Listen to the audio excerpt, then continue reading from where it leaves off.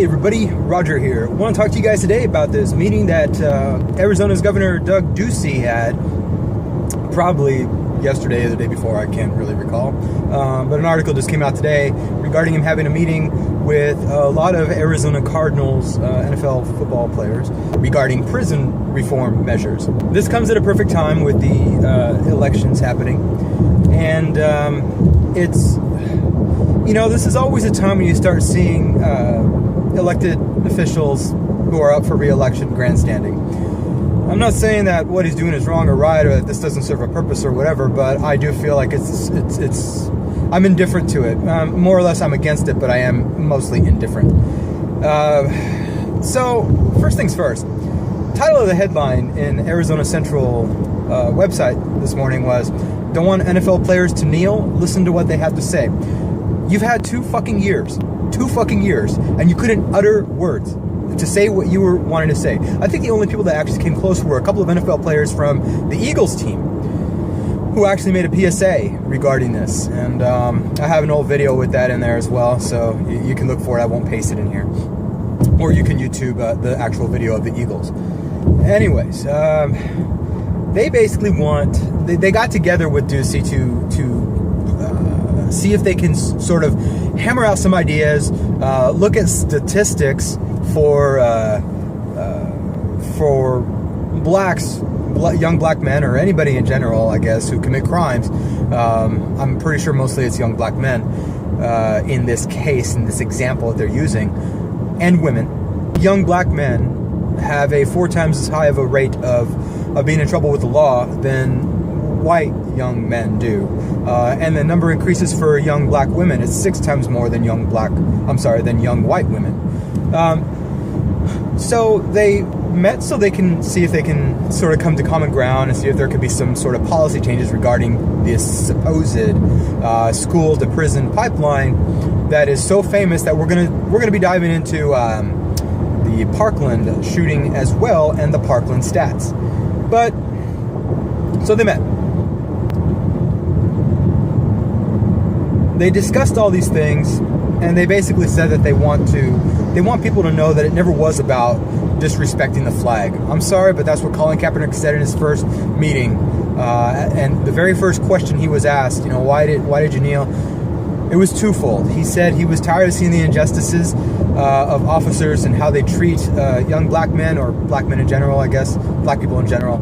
And so he's not going to stand for a flag until that changes. People getting murdered by police. I mean, do you think that it seems a sort of an indictment against police? There is police brutality. Yeah. I mean, so that's insane. Hey everyone, I know you love me, and even if you hate me, you talk about me. People of color have been targeted by police, so that's a large part of it, and they're government officials. They're put in place by the government. I'm a little attention whore, and I'm so proud of it. I'm a little attention whore, and I know you love it. So look at me, talk about me, think of me, do you like what you see? So look at me, talk about me, think of me, do you like what you see? That's insane. I mean, so it's twofold. It wasn't just one or the other. It was both of those things that he brought up. This from the guy that wears the pig socks during practice and is okay with that.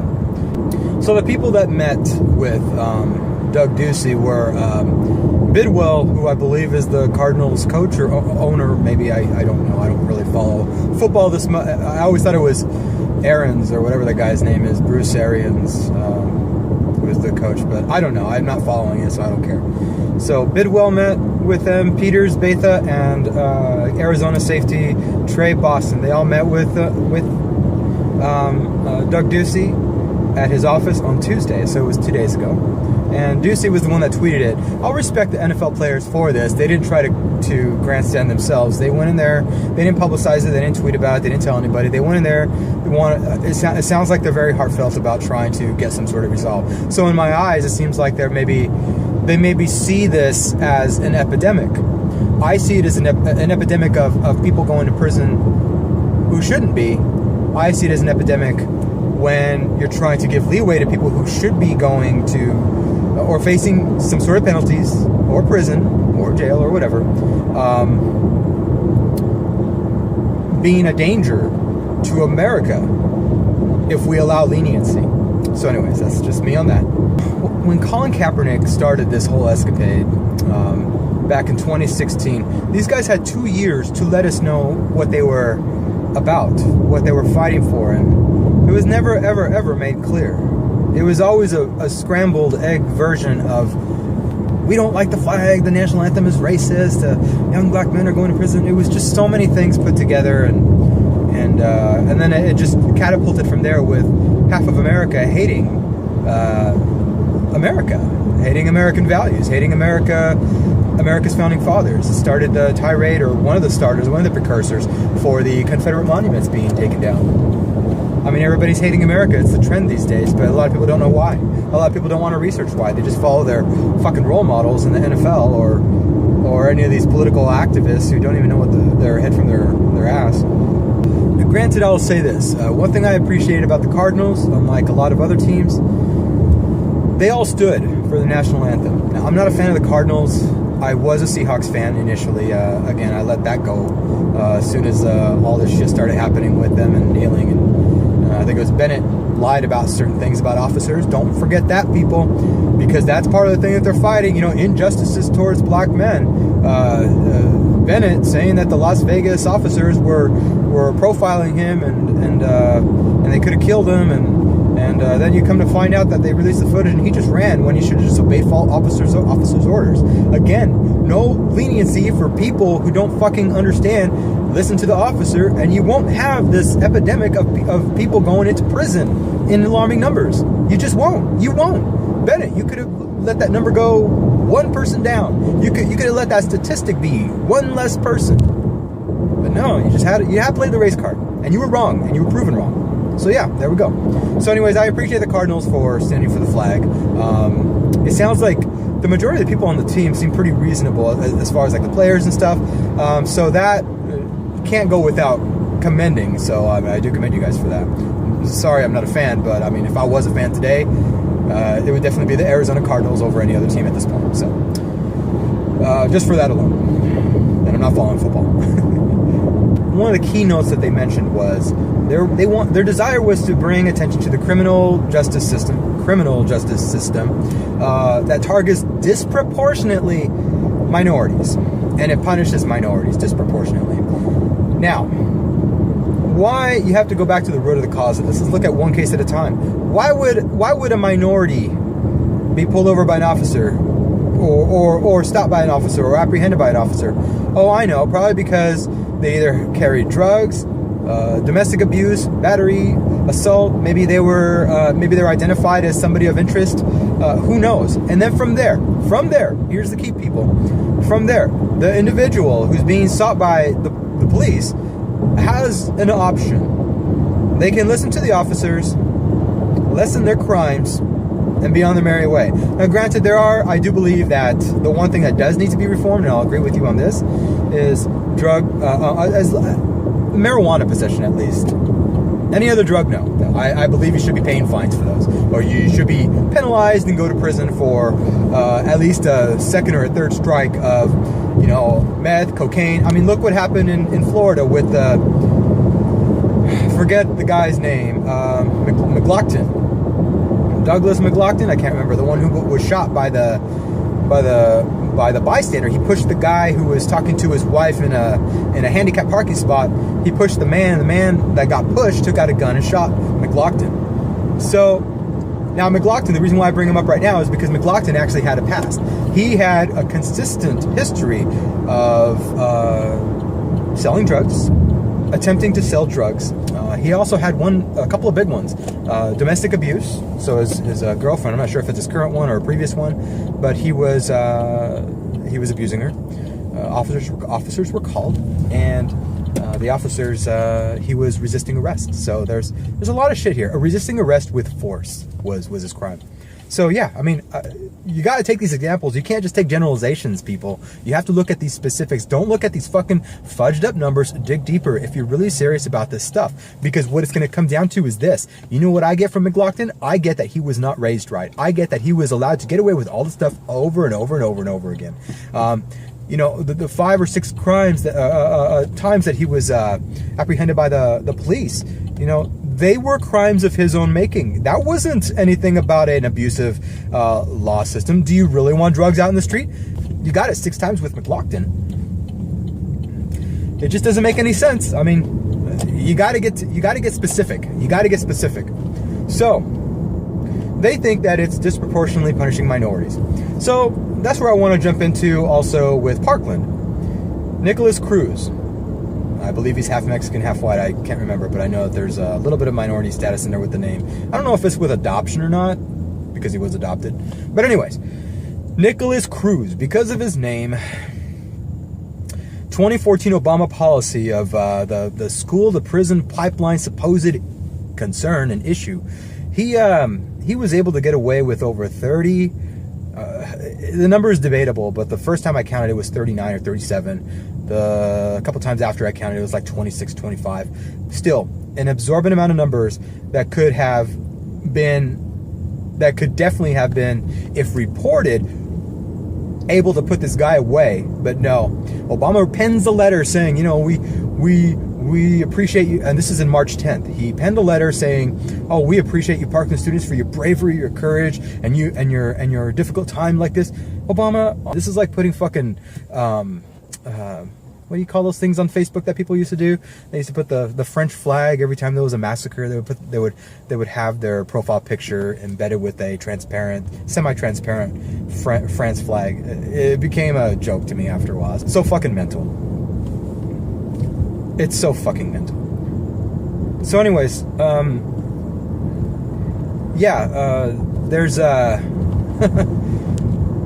there's that, you know, Obama pens that letter and thinks that solves the problem. No, it doesn't, Obama. Your policies were the things that caused this. Now you're rewarding people for your policies. That town, the state of Florida, but let's specifically talk about the Parkland area, the Stoneman Douglas, I don't know what the fucking district is called, Parkland, whatever. Anyways, let's talk about that area. They adopted those principles. Nicholas Cruz is just one element here, one person that they totally let get away with so much shit instead. And so he killed a lot of people. He destroyed lives because of our fucking Obama policy in 2014 and people following that policy.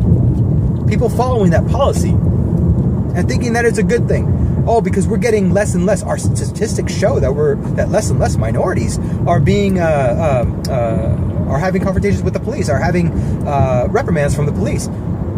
If that's your only saving grace, that is the fucking piss poor excuse. It gets us nowhere, and you actually cost lives.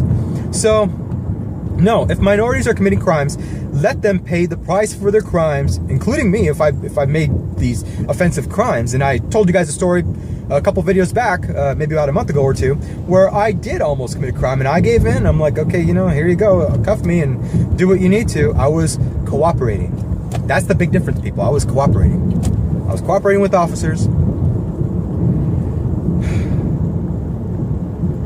And so this information for Nicholas Cruz, a lot of it wasn't even reported by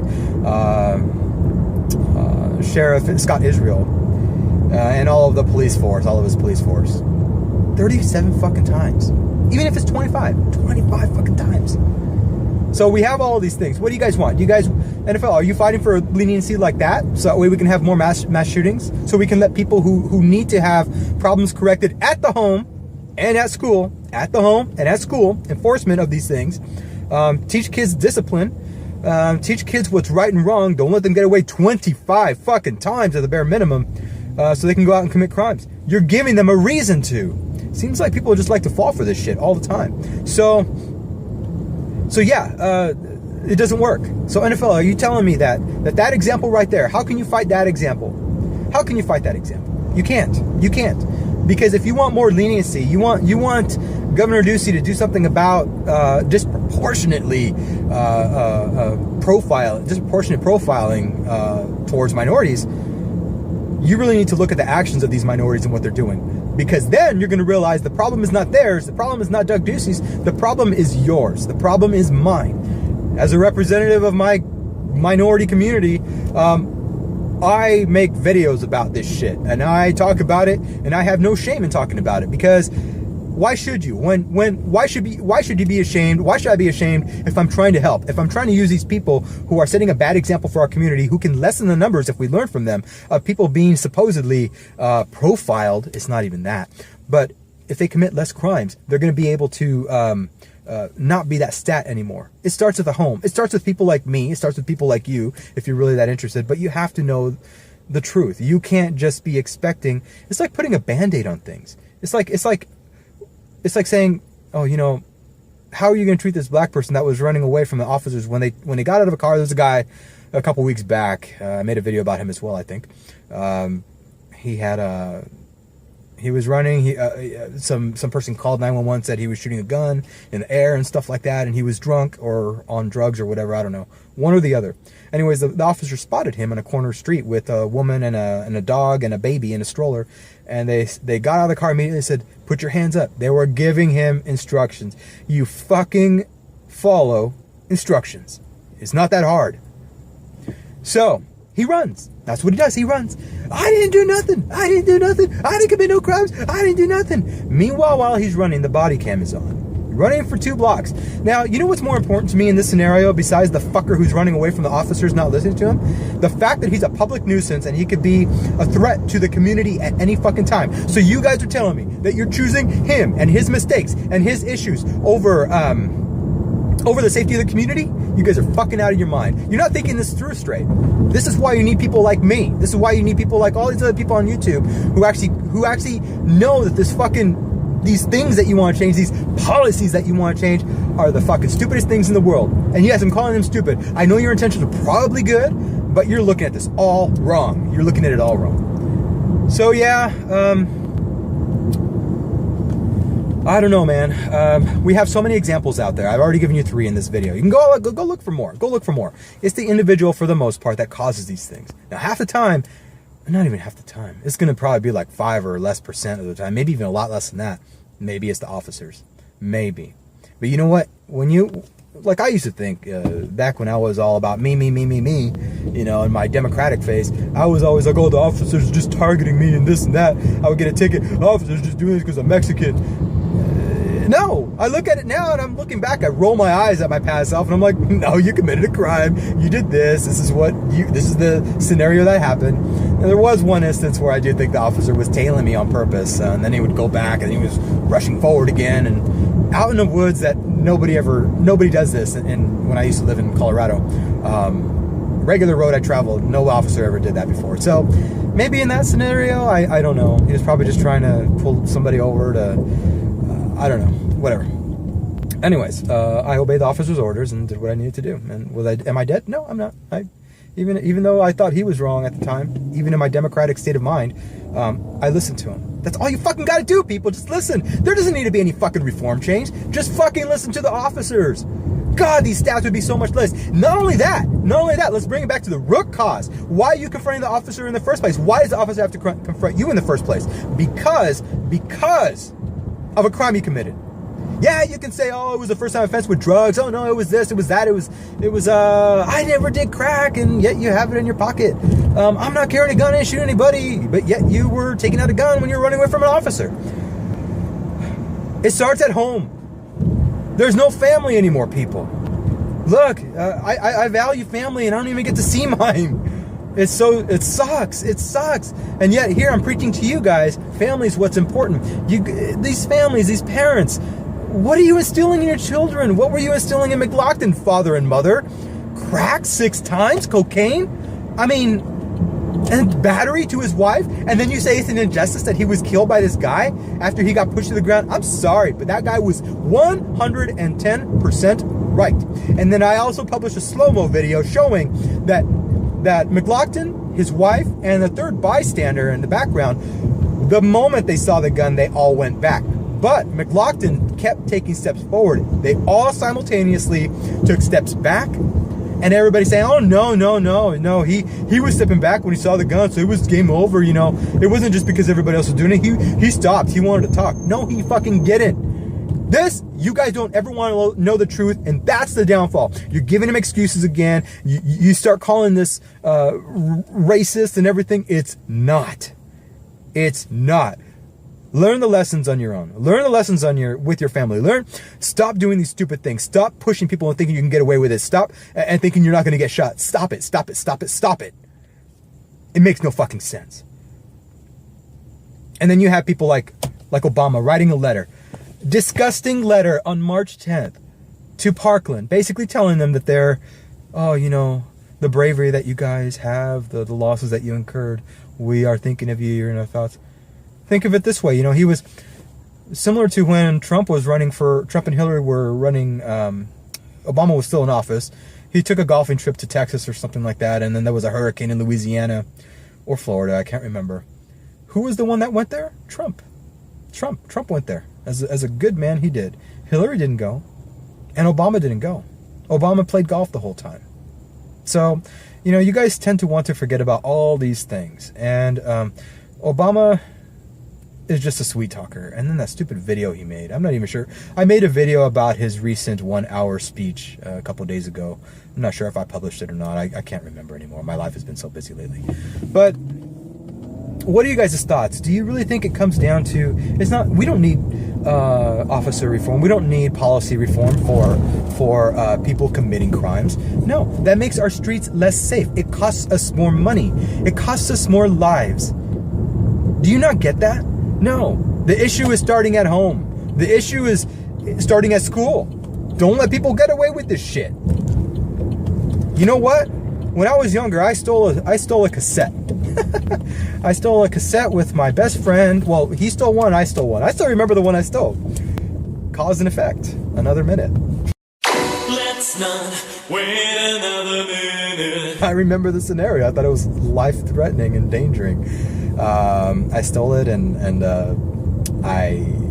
and him and I got caught. You know, we were taking forever in the cassette aisle, whatever. So, obviously. So, anyways, we got caught.